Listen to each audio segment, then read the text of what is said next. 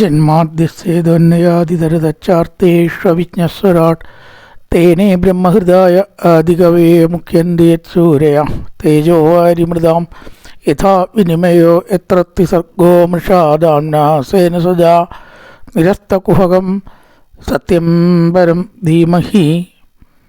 നമസ്കാരം.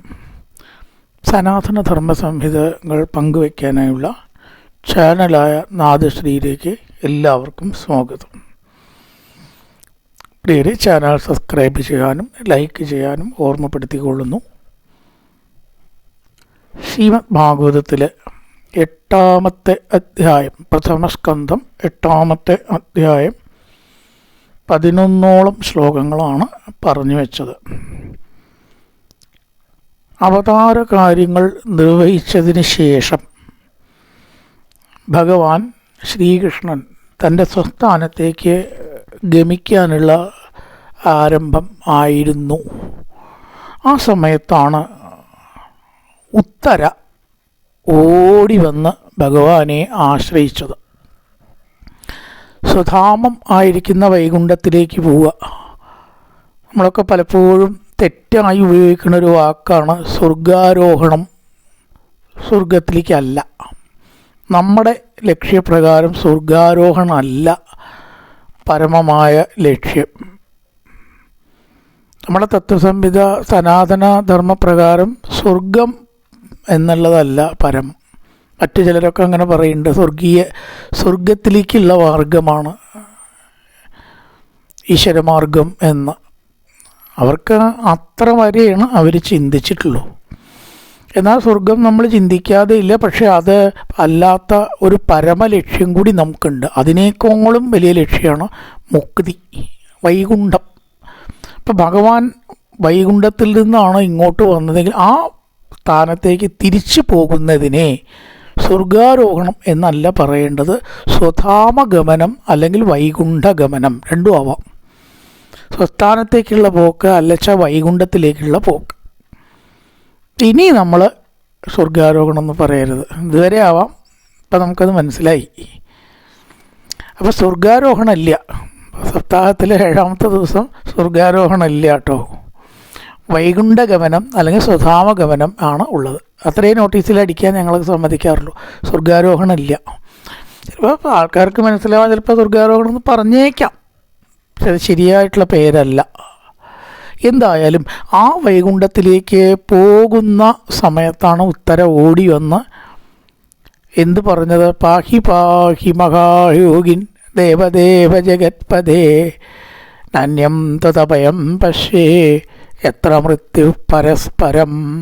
മരണം വരുന്ന സമയത്ത് ഈ പറയപ്പെടുന്ന ബന്ധുക്കളൊന്നും നമ്മളെ രക്ഷിക്കാനുണ്ടാവില്ല. ശരിയല്ലേ? എന്തൊക്കെ കോട്ടയുടെ ഉള്ളിലായിക്കോട്ടെ നമ്മളിരുന്നാലും മരണം വന്നാൽ അത് അതിൻ്റെ ഉള്ളിലേക്ക് എത്തിയിട്ട് അയാളെ കൊണ്ടുപോകും. അതാണ് ഉത്തരയും പറഞ്ഞത്. ഈ മരണത്തിൽ അഭിമുഖമായി നിൽക്കുന്ന ഈ സമയത്ത് സർവേശ്വര ഞാൻ അന്യം തത് അഭയം പശ്യ, അങ്ങയല്ലാതെ വേറെ ആരെയും ഞാൻ അഭയത്തിനായിക്കൊണ്ട് കാണുന്നില്ല. അഭിദ്രവതി മാമീശരത്തപ്തായസോ വിഭോ കാമം ദഗതുമാം നാഥ മാമേ ഗർഭോ നിപാത്യതാം. എൻ്റെ ഗർഭത്തിന് തകരാറ് സംഭവിക്കരുതേ. പണ്ഡവന്മാരുടെ ഭാവി വാഗ്ദാനമായിരുന്ന 5 കുട്ടികൾ പോലും കൊല്ലപ്പെട്ടിരിക്കുന്നു. ഇനിയുള്ളത് എന്താ? എൻ്റെ ഗർഭസ്ഥനാണ് പരീക്ഷിതായി മാറാൻ പോകുന്നത്. അവർ കൂടി പോയാൽ വംശനാശം വരും. ആ ഗർഭം കൂടി അങ്ങോട്ട് ഇല്ലാണ്ടായാൽ. അതുകൊണ്ട് സർവേശ്വര, ഈ ബ്രഹ്മാസ്ത്രമാണ് വരുന്നത്. അശ്വത്ഥമാവ് അയച്ചതാണ്. അത്രയ്ക്ക് അശ്വത്ഥമാവിനെ വെറുതെ വിട്ടിട്ട് പോലും അവൻ്റെ മനസ്സ് നന്നായിട്ടില്ല. ചിലരങ്ങനെയാണ്. എങ്ങനെയാലും മനസ്സ് നേരെയാവില്ല. എന്തൊക്കെ തിക്ത അനുഭവങ്ങൾ ഉണ്ടായാലും നമ്മുടെയൊക്കെ നിസ്സാരത ബോധ്യപ്പെട്ടാലും സന്ദർഭം വരുമ്പോൾ അതൊക്കെ മാറി നേരെയായാൽ പിന്നെ അഹങ്കാരം തലപോക്കും. അല്ലേ? അങ്ങനത്തെ ആൾക്കാരെ നമുക്ക് കാണാം. അതാണ് അശ്വത്ഥമാവ്. അപ്പം പറയാണ്, സൂത ഉവാച, ലൗണൻ ഉപധാര്യ വചസ്തത്യ ഭഗവാൻ ഭക്തവത്സല അപാണ്ഡവമിതം കർത്തൃം ദ്രൗണേരസ്ത്രം അബദ്ധ്യത, ദ്രൗണിയുടെ അസ്ത്രമാണിത് എന്ന് മനസ്സിലാക്കി. തർഹ്യേവാത മുനിശ്രേഷ്ഠ പാണ്ഡവാ പഞ്ചസായകാന്നാത്മനോ അഭിമുഖാൻ തീർത്താൻ ആലക്ഷ്യ അസ്ത്രാണ്യുപാദതു. 5 പിരിഞ്ഞിരിക്കുന്നു. ബ്രഹ്മാസ്ത്രത്തിനെ നമുക്ക് ഉദ്ദേശിക്കുന്ന വിധം എങ്ങനെ വേണമെങ്കിലും പാകപ്പെടുത്തി അയക്കാം എന്നാണ്. മനസ്സിൻ്റെ സങ്കല്പപ്രകാരം വേണ്ട ബോധത്തിലുള്ള മന്ത്രം വശമുണ്ടെങ്കിൽ അതിനെ എങ്ങനെ വേണമെങ്കിലും നമുക്ക് രൂപപ്പെടുത്താം. ഇവിടെ 5 പോട്ടെ എന്ന് അശ്വത്ഥാമാവ് ചിന്തിച്ചു. എന്തിനു വേണ്ടിയിട്ട്? അപാണ്ഡവം ഇതം കർത്തും. ഇതെന്ന് പറഞ്ഞാൽ ഇവിടെ ഈ ഭൂമി ഇവിടെ എന്നുള്ള അർത്ഥത്തിലാണ്. ഇവിടെ എന്ന് പറഞ്ഞാൽ ഭൂമിയാണല്ലോ. ആ ഭൂമിയിൽ പാണ്ഡവന്മാർ ഉണ്ടാവാൻ പാടില്ല. അങ്ങനെ ഒരു പാണ്ഡവനാണ് ഇപ്പം തന്നെ രക്ഷിച്ചത്. എന്നുവെച്ചാൽ കഥ കഴിഞ്ഞിരുന്നു. കെട്ടി വലിച്ചിട്ട് കൊടുത്തിട്ട് ഒരൊറ്റ ആളെടുത്താൽ മതി, കഥ കഴിഞ്ഞു ഇല്ലേ. അപ്പം ആ പാണ്ഡവൻ നിമിത്തമാണ് തനിക്ക് ജീവൻ കിട്ടിയത്. ജീവൻ തന്നവരോടൊരു സ്നേഹം എത്ര ദുഷ്ടനും ഉണ്ടാവും ഇല്ലേ. എന്തായാലും എന്നെ ജീവൻ രക്ഷിച്ചില്ലേ. അതുപോലുമില്ലാതെ അശ്വത്ഥാമാവ് അപാണ്ഡവന്മാർ, ഈ ലോകം അപാണ്ഡവമാകട്ടെ എന്ന് പറഞ്ഞ് പഞ്ചസായകാൻ 5 പിരിച്ച് 5 പാണ്ഡവന്മാരെയും ഇല്ലായ്മ ചെയ്യാൻ വേണ്ടിയിട്ട് സങ്കല്പിച്ചിരിക്കുകയാണ്. വ്യസനം വീക്ഷ്യ തത്തേഷാം അനന്യവിഷയാത്മനാം സുദർശനേന സ്വാത്രേണ സാനാം രക്ഷാം ദദാത് വിഭു. വിഭുവായിട്ടുള്ള ഭഗവാനുണ്ടോ ഏതസ്ത്രത്തിനും പ്രതിക്രിയ ചെയ്യാൻ വിഷമം? തൻ്റെ സുദർശന ചക്രം അതിന് തുല്യം വയ്ക്കാനോ അല്ലെങ്കിൽ അതിനെ രക്ഷിക്കാൻ പറ്റാത്തൊരസ്ത്രം ഈ ലോകത്തിലല്ല, 3 ലോകത്തിലുമില്ല. ആ സുദർശനേന സ്വാസ്ത്രേണ, സുദർശനമായിക്കുന്ന തൻ്റെ അസ്ത്രം കൊണ്ട് രക്ഷിച്ചു. ഭഗവാനെ ആശ്രയിച്ചാൽ അവിടെ ഒരു രക്ഷ ഉണ്ട്, അത് ഉറപ്പാണ്. മരിക്കാൻ വരുമ്പോൾ നമ്മൾ മരിക്കാണ്ടിരിക്കുമെന്നല്ല അർത്ഥം.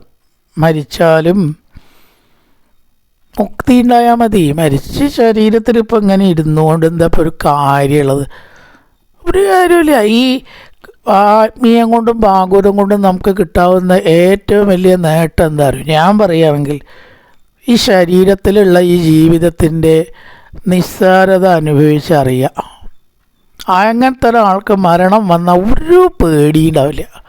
സന്തോഷത്തോടു കൂടിയിട്ട് മരണത്തെ കെട്ടിപ്പിടിക്കും അവൻ. ഇത് എല്ലാവർക്കും സാധിക്കില്ല. അതന്നെയാണ്. അല്ലാണ്ട് കുറേ സ്വർണം കിട്ടി, പേര് കിട്ടി, കീർത്തി കിട്ടി, കുറേ ഷീൽഡ് കിട്ടി, മൊമെൻറ്റോ കിട്ടി, വീട്ടിൽ നിറച്ച് വെച്ചു, ഇതൊക്കെ അവസാനമുള്ളതല്ലേ.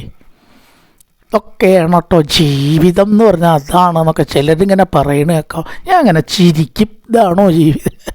ഇതൊക്കെ ഇവിടെ ഇട്ട് പോകേണ്ടതാണ്. നമ്മൾക്കൊന്നും ആയിട്ടില്ല ജീവിതം. ഈ ശരീരമാണ് കഴിഞ്ഞു എന്ന് പറഞ്ഞാൽ ജീവിതം കഴിഞ്ഞു എന്നാണ് പലരുടെയും വിചാരം. ചില മതക്കാരെന്നെ പറയേണ്ടത്രേ മരണം എല്ലാറ്റിൻ്റെയും തുടക്കമാണ്. മരണം എല്ലാറ്റിൻ്റെയും തുടക്കമായിട്ടുള്ളൂ എന്ന്. വിഡ്ഢികളാണ് ഇതോടുകൂടിയൊക്കെ കഴിഞ്ഞു എന്ന് പറയുക. വെറും വിഡ്ഢികൾ, പരമവിഡ്ഢികൾ. ഒരാളാണ് മരിച്ചു, ഈ ശരീരത്തിനാട് പോയി, അയാളിപ്പോൾ നാമം ചോദിച്ചിട്ട് എന്തേ കാര്യം ഉണ്ടായി? മരണത്തിനാൾക്ക് രക്ഷപ്പെടാൻ പറ്റുമോ? തെറ്റ്. മരണത്തിനാൾക്ക് രക്ഷപ്പെടാൻ പറ്റിയിട്ടുണ്ട്. കാരണം ഇനി അയാൾ മരിക്കില്ല. എന്താ കാരണം? ഇനി അയാൾ ജനിക്കില്ല. എനിക്കകത്തവർക്ക് മരണമുണ്ടോ? അല്ലാത്തവർക്ക് വീണ്ടും ജനനമുണ്ട്, വീണ്ടും മരണമുണ്ട്, വീണ്ടും ജനനമുണ്ട്, വീണ്ടും മരണമുണ്ട്. ഇത് തുടരുകയാണ്. ഇത് ലേശം എപ്പിസോഡ് മാത്രമാണ് ഇവിടെ ഈ കാണുന്നതൊക്കെ. എത്രയോ മുമ്പ് കഴിഞ്ഞു പോയിട്ടുണ്ട്, ഇനി എത്രയോ വരാൻ പോണു. ആ ഒരു രക്ഷയാണ് മരണസമയത്ത് കൃഷ്ണ അല്ലെങ്കിൽ നാരായണ എന്ന് വിളിക്കാൻ കഴിഞ്ഞാൽ അത് തന്നെയാണ് നേട്ടം. അല്ലാണ്ട് കുറച്ച് ഇവിടെ നേടിയതൊന്നും ശാശ്വതമല്ല. അതൊന്നും മരണത്തിന് പ്രതിവിധിയും അല്ല. അവർക്കൊക്കെ മരണഭയം ഉണ്ടാവും. കാരണം എന്താ വെച്ചാൽ ഈ ശരീരത്തോട് ആസക്തി ഉണ്ടെങ്കിൽ ലോകത്ത് വിട്ടു പോകാൻ ദുഃഖം ഉണ്ടാവും. മരണഭയം എന്ന് പറഞ്ഞാൽ എന്താ ശരിക്കറിയോ? ഭയമല്ല, ഇവിടുന്ന് പോവാനുള്ള മടിയാണ്. അത് ഭയം നമ്മൾ പറയണു. ഇവിടുന്ന് പോവാനുള്ള മടിയാണ് മരണഭയമായിട്ട് നമ്മൾ വ്യാഖ്യാനിക്കണം. അതുണ്ടാവില്ല ഭക്തന്മാർക്ക്. കാരണം ഇനി കണ്ടതന്നെ കാണാനുള്ളൂ. ഇതൊന്ന് അവസാനിച്ച് കിട്ടിയാൽ മതി എന്ന് വിചാരിക്കണ എത്രയോ ഭാഗ്യവാന്മാരുണ്ട്. അവർക്കുണ്ടോ മരണത്തിനെ പേടി? ഈ ഈശ്വരഭക്തി തന്നെയാണ് അതിന് ഏറ്റവും നല്ല മാർഗം. എന്നാ നിങ്ങട്ടെ, അടുത്ത നിമിഷം ഇല്ലെങ്കിൽ വേണ്ട. ഇപ്പോൾ ഒരൊറ്റ നിമിഷം നമുക്ക് ഇവിടെ വേസ്റ്റ് ആയിട്ടില്ല. അപ്പം തന്നെ പോയാലും ഒരു കുഴപ്പമില്ല. ഞാൻ ഇതുവരെ ജീവിച്ചിട്ടുണ്ട് എങ്ങനെ ഭഗവാനെ നല്ല പോലെ വിചാരിച്ചിട്ടുണ്ട്. എനിക്കിനി എന്താ നേടാനുള്ളത്? ആ ഒരു ധൈര്യമാണ് ഇതുകൊണ്ടൊക്കെ സമ്പാദിക്കേണ്ടത്, അല്ലാണ്ട് കാശും പ്രശസ്തിയൊന്നുമല്ല. അപ്പം മരണം അഭിമുഖമായിട്ട് വരുമ്പോൾ എന്താ പറഞ്ഞു വരുന്നത്? എല്ലാവർക്കും ഭഗവാനാണ് ആശ്രയം. ഉത്തരയ്ക്ക് മാത്രമല്ല, ആ സുദർശന ചക്രം കൊണ്ട് സുദർശനേന സ്വാസ്ത്രേണ രക്ഷിച്ചു എന്ന് പറയണം. അന്തർസർവഭൂതാനാമാത്മാ യോഗേശ്വരോ ഹരി സ്വമായയാ വൃണോദ്ഗർഭം വൈരാട്യാ കുരുതന്തവേ. സർവഭൂതങ്ങളുടെയും സർവഭൂതാനാം അന്തസ്ഥ ഉള്ളിൽ ഇരിക്കുന്ന ആത്മാവും, ഇവിടെ ആത്മാ എന്നുള്ള പദത്തിന് ആത്മാവ് എന്ന് തന്നെയാണ് അർത്ഥം. ചെറുതിക്കിൽ ശരീരം എന്ന് വരുമെന്ന് പറഞ്ഞില്ലേ? ആത്മാവും യോഗീശ്വരനും ഒക്കെ അർത്ഥം വളരെ വ്യക്തമാണ്.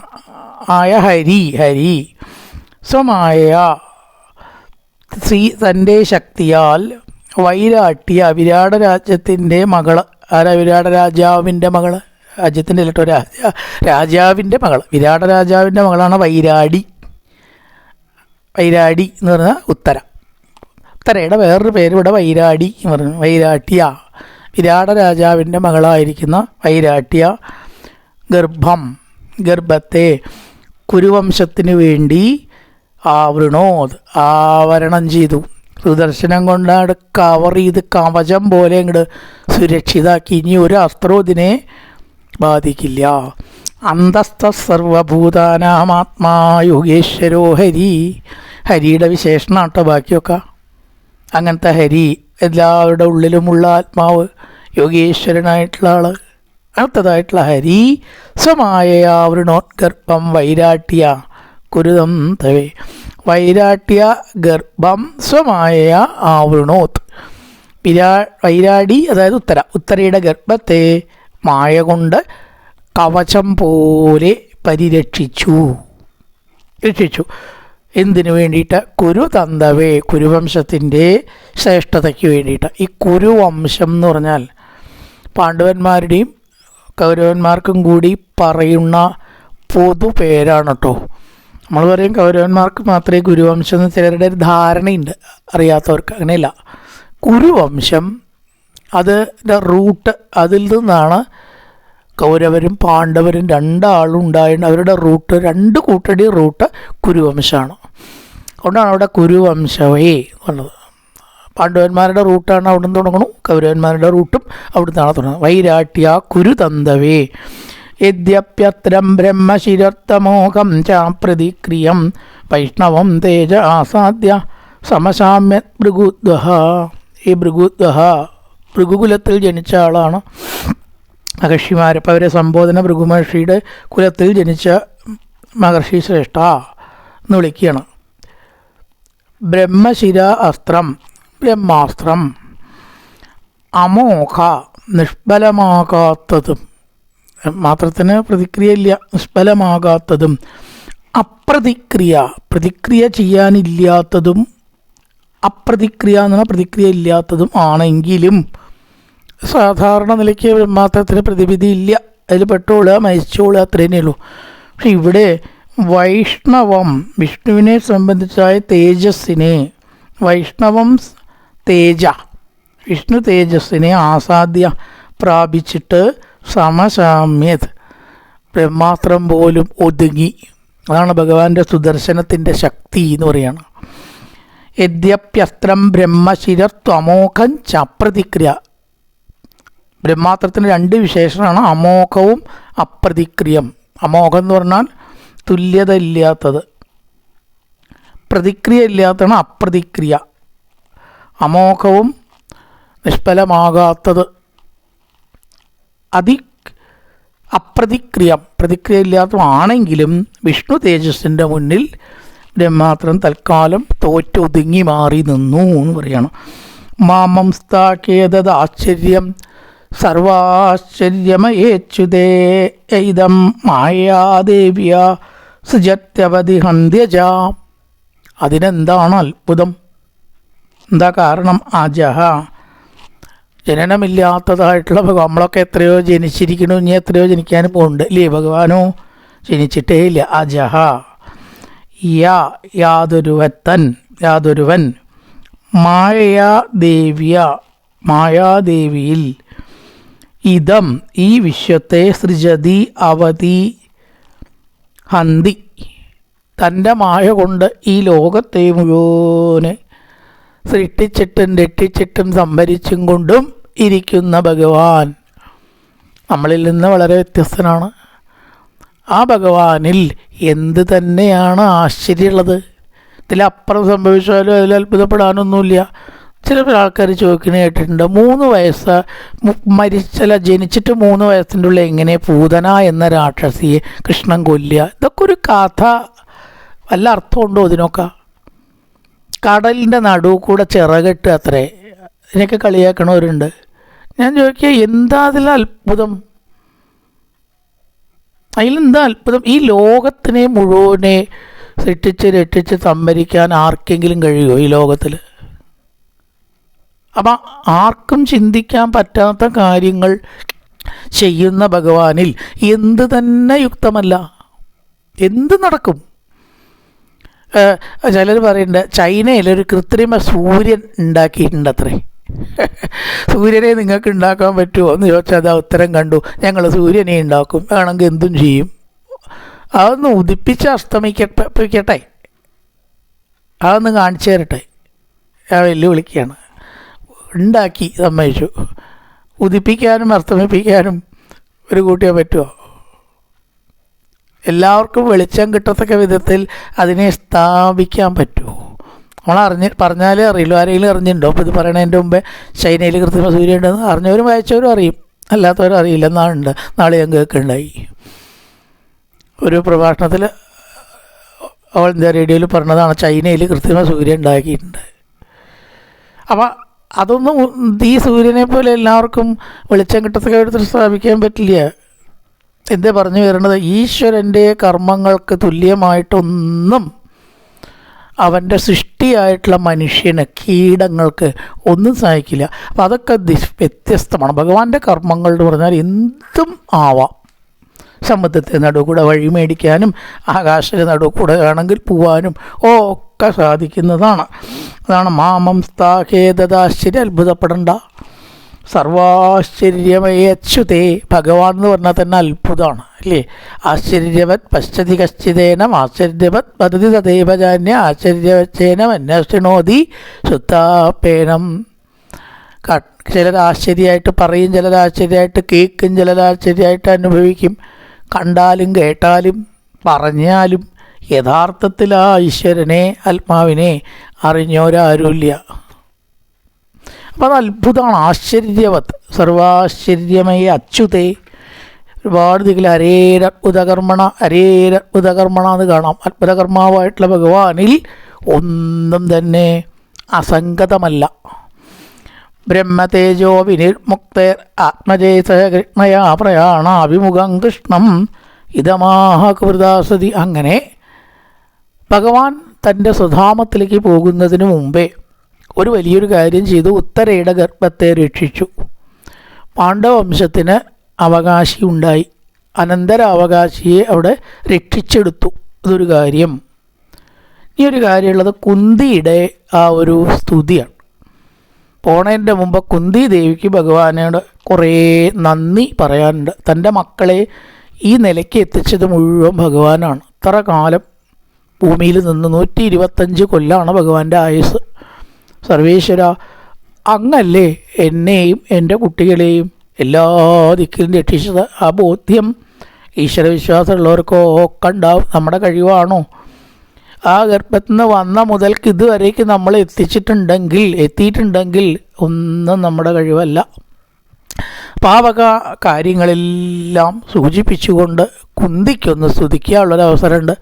അത് കൊടുക്കുകയാണ് ഭഗവാൻ. കുന്തി അത് ഉപയോഗിക്കണു. ഇനി അതേപോലെ ഭീഷ്മർക്കുണ്ട്. ഈ 3 കാര്യം കഴിഞ്ഞിട്ടേ ഭഗവാൻ സ്വധാമത്തിലേക്ക് പോകുന്നുള്ളൂ. പോകാൻ ഒരുങ്ങിയതേ ഉള്ളൂ, പോയില്ല. ഇനി ആ കുന്തിയുടെ സ്തുതിയാണ്. ഇവിടുന്ന് അങ്ങോട്ട് കുറേ ശ്ലോകങ്ങൾ. കുന്തി ഉവാച നമസ്തേ പുരുഷം ത്വാദ്യം ഈശ്വരം പ്രകൃതേ പരം അലക്ഷ്യം സർവഭൂതാനാം അന്തർബഹിരവസ്ഥിതം. സർവഭൂതാനാം അന്തർബഹി അവസ്ഥിതം. എല്ലാ ജീവജാലങ്ങളുടെയും ഉള്ളിലും പുറത്തും സ്ഥിതി ചെയ്യുന്നവനും ഭഗവാന്റെ വിശേഷണങ്ങളാണ്. അലക്ഷ്യം കാണാൻ പറ്റാത്തവൻ, കാണപ്പെടാൻ പറ്റാത്തവൻ, പാസീവാണല്ലോ ഇവരെ, കാണപ്പെടാൻ പറ്റാത്തവനും പ്രകൃതി മായയിൽ നിന്ന്, പ്രകൃതി മൂലപ്രകൃതി മായ, അതിൽ നിന്ന് പരം വേറിട്ടവനും ഈശ്വരം എല്ലാറ്റിനെയും നിയന്ത്രിക്കുന്നത് എന്നാണ് ഈശ്വരൻ എന്നുള്ള വാക്കിൻ്റെ സാങ്കേതിക അർത്ഥം വരിക. നമ്മൾ പൊതുവെ ഈശ്വരൻ എന്ന് പറയും. ഈശ്വരൻ എന്ന് പറഞ്ഞാൽ നിയന്ത്രിക്കുന്നവൻ എന്നാണ്. തൻ്റെ നിയന്ത്രണത്തിലാണ് ഈ പ്രപഞ്ചം മുഴുവൻ. നിയന്താതാവും പുരുഷം പരിപൂർണനായ ആത്മാവ്. പുരുഷൻ എന്നുള്ള വാക്കിൻ്റെ യഥാർത്ഥ അർത്ഥം പുരേഷു വസതി ഇതി പുരുഷ. പുരുഷൻ എന്ന് പറഞ്ഞാൽ ശരീരം, പുരം എന്ന് പറഞ്ഞാൽ ശരീരം. ശരീരത്തിൻ്റെ ഉള്ളിൽ അന്തര്യാമിയായിട്ടുള്ളത് ആരോ അത് പുരുഷൻ. ആണ് പെണ്ണ് എന്നുള്ള അർത്ഥത്തിലല്ല. സാങ്കേതികമായിട്ട് പുരുഷൻ എന്ന് പറഞ്ഞാൽ ആത്മാവാണ്. ആൺ പെൺ വ്യത്യാസത്തിലുള്ള പുരുഷൻ സ്ത്രീ അല്ല. പുരുഷം ആത്മാവ്. ആദ്യം ഏറ്റവും ആദ്യം ഉണ്ടായവനും ആയത്വാം അങ്ങേ അഹം നമസ്യേ. നമസ്യേ എന്ന് പറഞ്ഞാൽ മതി, അതിൽ അഹം വന്നോളും. നമുക്കതിൽ ഈ ക്രിയ പ്രയോഗിച്ചാൽ പിന്നെ ചിലപ്പോൾ അഹം ഫസ്റ്റ് പേഴ്സൺ വേണ്ട. ചില സ്ഥലത്ത് ഗച്ഛാമി ഞാൻ പോകുന്നു എന്നാണ് അർത്ഥം. ഞാൻ അവിടെ നിർബന്ധമായിട്ട് പറയണം എന്നില്ല. ചിലപ്പോൾ പറയുകയും ചെയ്യാം. ഇത്രയുള്ളൂ. പറഞ്ഞില്ലെങ്കിൽ അവിടെ അഹം എന്ന് എടുക്കണം. ഗച്ഛാമി ഇങ്ങനെയൊക്കെയുള്ള ചിന്തയാമി, ഗച്ഛാമി, നമസ്യാമി. ഇവിടെ നമസ്യേ എന്നാണ്. അപ്പോൾ ആ നമസ്യേ മീൻസ് ഞാൻ നമസ്കരിക്കുന്നു.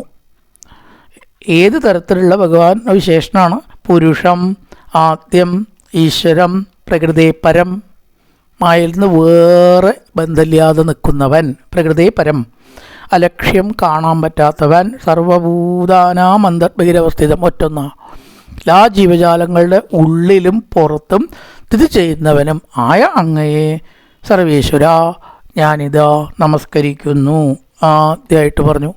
ഈ രണ്ടാമതോ മായാജപനികാച്ഛന്നം അജ്ഞാതോക്ഷജമവ്യയം ന ലക്ഷ്യസേ മൂഢദൃശ നടോ നാട്യതരോ യഥാ.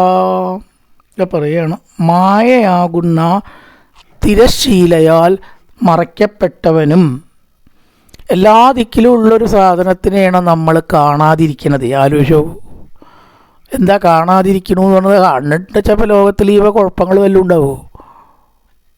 അപ്പോൾ ഉറപ്പാണ്, ആരും അധികം അറിയണില്ല. തെറ്റ് ചെയ്യുന്നവരും അർഹതയില്ലാത്ത മുതൽ നേടുന്നവരും കൊലപാതകം വരെ ചെയ്യാൻ മടിയില്ലാത്തവരും ഈശ്വരനെ കാണുന്നുണ്ടോ? കാണുന്നുണ്ടെങ്കിൽ അവരത് ചെയ്യില്ലല്ലോ. അപ്പോൾ അലക്ഷ്യമാണ്. അവർക്കൊന്നും അറിയില്ല. മായയിൽ കുടുങ്ങിയവർക്കൊന്നും ഈശ്വര സാന്നിധ്യത്തെ അറിയാൻ കഴിയില്ല. അപ്പം എന്തുകൊണ്ടാണ് അറിയാൻ കഴിയാത്തത്? ഒരു ആവരണം കൊണ്ട് ഭഗവാൻ തന്നെ തന്നെ മറച്ചിരിക്കണു. മായാജപനികാച്ഛന്നം അല്ലേ? രാമായണത്തിൽ ഇത് പല ദിക്കിലും പറയുന്നുണ്ട്, മായ എന്നെ ബാധിക്കരുത്. അതുകൊണ്ട് മറച്ചിരിക്കുന്നു. അതെന്തിനാണെന്നൊക്കെ ചോദിച്ചാൽ നമുക്ക് പറയാൻ പറ്റില്ല. എല്ലാ ചോദ്യത്തിനും ഉത്തരം കിട്ടണമെന്ന് നിർബന്ധമില്ല. ഉത്തരം കിട്ടാത്ത എത്രയോ ചോദ്യങ്ങളുണ്ടല്ലേ. എന്തിനാ ഇപ്പോൾ ഭഗവാനെ തന്നെ മറച്ചിരിക്കണം? മറയ്ക്കാതെ അങ്ങനെ എല്ലാവർക്കും ദൃശ്യനായിക്കൂടെ? ഉത്തരമില്ല. ഭഗവാനോട് തന്നെ ചോദിക്കണം. എല്ലാ ചോദ്യത്തിനും ഉത്തരമില്ല. ആ തേങ്ങയാണോ ഉണ്ടായത്, തെങ്ങാണോ ആദ്യം ഉണ്ടായത്? ഉത്തരമുണ്ടോ?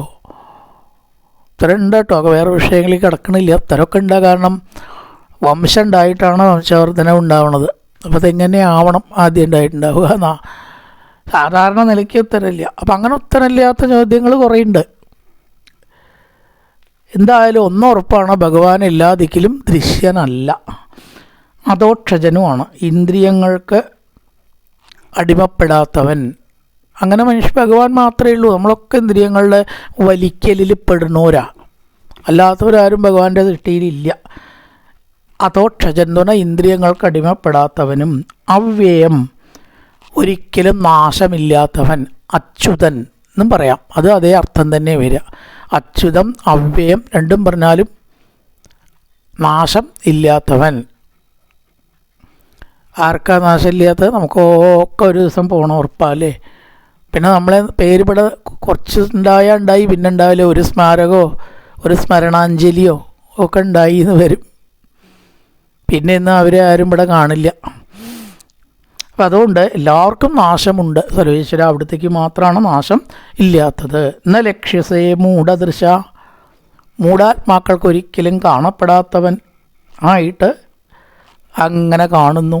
നടോ നാട്യധരോ യഥാ, ഒരു നാടകക്കാരൻ വേഷം കെട്ടി കളിക്കുന്നത് പോലെ അങ്ങയുടെ യഥാർത്ഥ രൂപത്തെ അങ്ങ് മറച്ചിരിക്കുകയാണ്. നിന്തിരുവടി നാട്യധര, വേഷം ധരിച്ചിരിക്കുന്ന കളിക്കാരൻ എന്ന പോലെ അറിവില്ലാത്തവരുടെ ദൃഷ്ടിയിൽ കാണുന്നില്ല.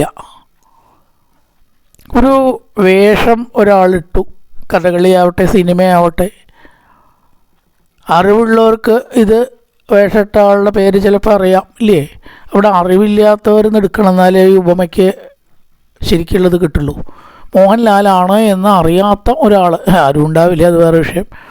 ആ നടൻ്റെ പേരറിയില്ല എന്ന് വിചാരിക്കുക, ആരാന്നും അറിയില്ല എന്ന് വിചാരിക്കുക. കഥ ഇങ്ങനെ കാണുകയാണെങ്കിലോ അയാളുടെ ഉള്ളിൽ എന്ത് വിചാരം ഉണ്ടാവുക? ഇത് ആ കഥാപാത്രമാണെന്ന് തന്നെ വിചാരിക്കുള്ളൂ. അത് അഭിനയിച്ച ആളുടെ പേര് അയാളുടെ മനസ്സിൽ പോലും ഇല്ല. കാരണം അയാൾക്ക് അയാളെ അറിയില്ല, ആരാണ് അഭിനയിക്കുന്നത് എന്ന് അറിഞ്ഞുകൂടാ. പിന്നെ അയാൾ ചോദിച്ചു മനസ്സിലാക്കുക, ഇന്ന വേഷമിട്ട ആളാരാ?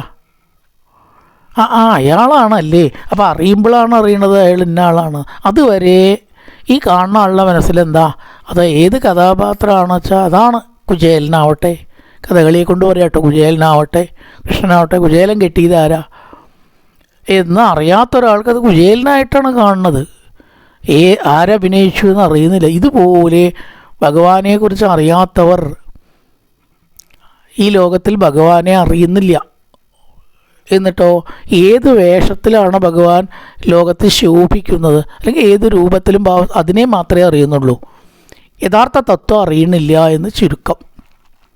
മായാജപനികാച്ഛന്നമജ്ഞാതോക്ഷജമവ്യയെന്ന ലക്ഷ്യസേ മൂഢദൃശ, നടോ നാട്യധരോ യഥാ തഥാ പരമഹംസാനാം മുനീനാമമലാത്മനാം ഭക്തിയോഗവിധാനാർത്ഥം കഥം പശ്യേമഹി സ്ത്രീയാ. ആർക്കാണ് അറിയാത്തത്?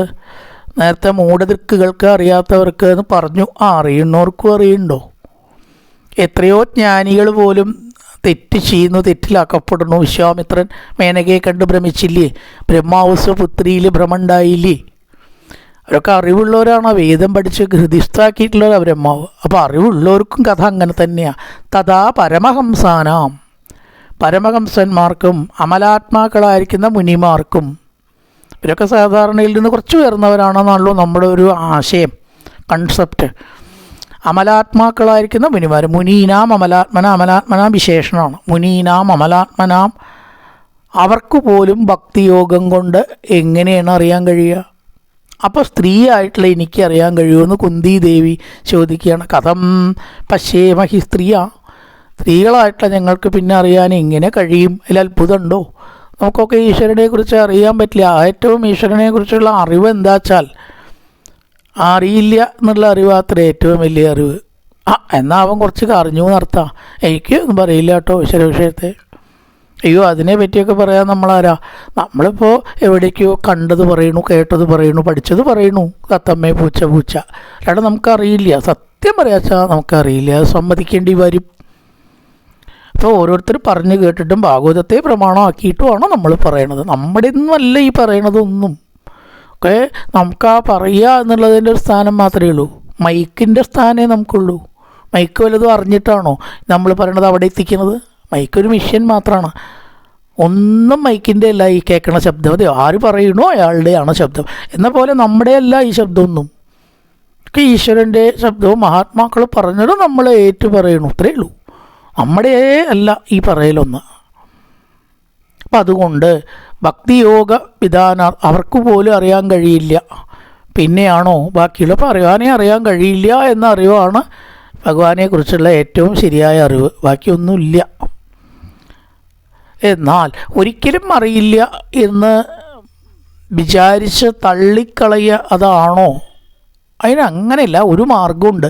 കൃഷ്ണായ വാസുദേവായ ദേവകീനന്ദനായ ച നന്ദഗോപകുമാരായ ഗോവിന്ദായ നമോ നമ. ഏതൊരാൾക്ക് എത്ര അറിവില്ലെങ്കിലും താണവനായാലും ഈശ്വരനിലേക്ക് എത്താം. എങ്ങനെ? ഭഗവാന്റെ നാമം ചൊല്ലിയിട്ട്. ഒന്നുമില്ലെങ്കിൽ ഇപ്പം അതിനാർക്കെങ്കിലും നാവ് കൂടാതെ ജാതന്മാരാകിയ മൂകരെ അങ്ങൊഴിച്ചെന്നാകിലും ഋതുവായ പെണ്ണിനും ഇരപ്പനും ആർക്കും ചെയ്യാവുന്നതാണ് നാമം ചൊല്ലൽ. അർഹത നോക്കണ്ട. കൃഷ്ണായ വാസുദേവായ, കൃഷ്ണായ നമ, വാസുദേവായ നമ, ദേവകീനന്ദനായ നമ. ചുരുക്കം പറയാച്ച സന്ധ്യയ്ക്ക് നാമം ചെല്ലാറുണ്ട്. അച്യുതായ നമ, അനന്തായ നമ, അമൃതായ നമ, ഗോവിന്ദായ നമ, ഗോപാലായ നമ, ശ്രീകൃഷ്ണായ നമ. ഇതൊരു 3 പ്രാവശ്യം എങ്കിലും ചെല്ലാൻ ആരൊക്കെ വിഷമം? 2ാം ക്ലാസ് 3ാം ക്ലാസ് പാസ്സായ കുട്ടികളെ നമ്മൾ പഠിപ്പിക്കുന്നു ശിവായ നാരായണാന്മ അച്യുതാന്മ. പക്ഷെ അത് വലിയൊരു കാര്യമാണ് കേട്ടോ. ഒരിക്കലും ചെറുതായിട്ട് കാണരുത്. നമ്മളൊക്കെ തുടങ്ങണത് എവിടുന്നാ? ഈ നമശിവായ ചെല്ലിൽ നിന്നാണ് നമ്മൾ തുടങ്ങണം, അല്ലേ? അപ്പോൾ ഭാഗവതവും ഇല്ല, ഗീതയില്ല, സംസ്കൃതവും ഇല്ല, വ്യാകരണവും ഇല്ല, ഒന്നുമില്ല. എന്നിട്ടാണ് ഓരോ ദിക്കിലും ഓരോരുത്തരെത്തണത്. ചിലർ IAS ആയിട്ട് പാസ്സാവും, ചിലർ IPS ആയിട്ട് മാറും, ചില അധ്യാപികർ എന്തൊക്കെ ഓരോരുത്തരായി തീർന്നാലും തുടക്കം ഇടുന്ന നമശിവായ നാരായണാന്മ അച്യുതായൻ മഹാത്യം ഒരമ്മ കുട്ടിക്ക് പറഞ്ഞു കൊടുക്കേണ്ടതാണ്. നമശിവായ നാരായണ. അമ്മ എന്നെ സീരിയൽ കാണാൻ സന്ധ്യക്കിരുന്നാലോ ആ കുട്ടികളുടെയും വീടിൻ്റെയും കാര്യം പിന്നെ കട്ടപ്പുകയായി. അപ്പം നമശിവായ നാരായണായ നമ, അച്യുതായ നമ, അനന്തായ നമ, അമൃതായ നമ, ഗോവിന്ദായ നമ, ഗോപാലായ നമ, ശ്രീകൃഷ്ണായ നമ എന്നൊരു 3 പ്രാവശ്യം എങ്കിലും സന്ധ്യയ്ക്ക് ചെല്ലണം. മറ്റൊക്കെ ഇരിക്കട്ടെ, എത്ര വേണമെങ്കിലും വർദ്ധിപ്പിക്കാം. പക്ഷേ ഇത് വലിയൊരു കാര്യമാണ്. അതുകൊണ്ട് കൃഷ്ണായ വാസുദേവായ ഇവിടെ അങ്ങനെ പറഞ്ഞു. സർവേശ്വര, അങ്ങയിലേക്ക് എത്താനുള്ള ഏറ്റവും ആദ്യ പടിയാണ് ഈ നാമം ചെല്ലൽ. നമ പങ്കജനാഭായ നമ പങ്കജമാലിനേ നമ പങ്കജനേത്രായ നമസ്തേ പങ്കജാംഘ്രയേ. താമരപ്പൂ പോലെ ഉള്ള കണ്ണുകളോട് കൂടിയവൻ പങ്കജാംഘ്രേ. നാഭായ, ഏതൊരു ഭഗവാന്റെ നാഭിയിൽ നിന്ന് താമര ഉണ്ടായോ. പങ്കജമാലിനെ, താമരമാല അണിഞ്ഞവൻ. പങ്കജനേത്രായ, താമരപ്പൂവിൻ്റെ എതിൾ പോലെ മനോഹരമായ കണ്ണുകളോട് കൂടിയവൻ. പങ്കജാംഘ്രി, അംഘ്രി എന്ന് പറഞ്ഞാൽ കാല്. ഏതൊരു ഭഗവാന്റെ പാദമാണ് താമരപ്പൂവിനെ പോലെ സുന്ദരവും മൃദുലവും ചുവന്ന നിറവും ആയിരിക്കുന്നത്. പിന്നെ നാമത്തിൽ കൂടെയാണ് തുടങ്ങുക. ആദ്യം അവിടുന്നാണ് ഈശ്വര മാർഗത്തിലേക്ക് ഒരാൾ തുടങ്ങുന്നത്. അവിടെ സ്ത്രീകളാണ്, അറിവില്ല, വേറൊന്നാണ് എന്നൊന്നും പറഞ്ഞ് മാറി നിൽക്കേണ്ട ആവശ്യമില്ല. അവർക്ക് പറ്റണ വിധത്തിൽ ഭഗവാനെ അറിയാൻ മാർഗം വെച്ചിട്ടുണ്ട്. വേദം പഠിക്കുക, ശാസ്ത്രം പഠിക്കുക ഒന്നും വേണ്ട. നാമം ചെല്ലാൻ നാവ് തന്നിട്ടില്ലേ, അതൊന്ന് പ്രയോഗിക്കുക മാത്രമേ വേണ്ടൂ. അല്ലെങ്കിൽ പിന്നീട് ദുഃഖിക്കേണ്ടി വരും. അതുകൊണ്ട് സർവേശ്വര, ആ നാമത്തിൽ കൂടെയെങ്കിലും അങ്ങേ അറിയാനായിട്ട് കഴിയണേ എന്നങ്ങനെ പ്രാർത്ഥിക്കണു. അങ്ങനെ സ്തുതി മുന്നോട്ട് പോവുകയാണ്. കായേന വാചാ മനസേന്ദ്രിയർവാ ബുദ്ധ്യാത്മനാ വാ പ്രകൃതേ സ്വഭാവാൻ കരോതി യത്യർത്ഥകലം പരസ്മൈ നാരായണായേതി സമർപ്പയാമി. ഓം പൂർണ്ണമദ പൂർണ്ണമിദം പൂർണ്ണാൽ പൂർണ്ണമുദച്യതേ പൂർണ്ണസ്യ പൂർണ്ണമാദായ പൂർണ്ണമേവാവശിഷ്യതേ. ഓം ശാന്തി ശാന്തി ശാന്തി. ഹരി ഓം ശ്രീ ഗുരുഭ്യോ നമഃ. ഹരി ഓം.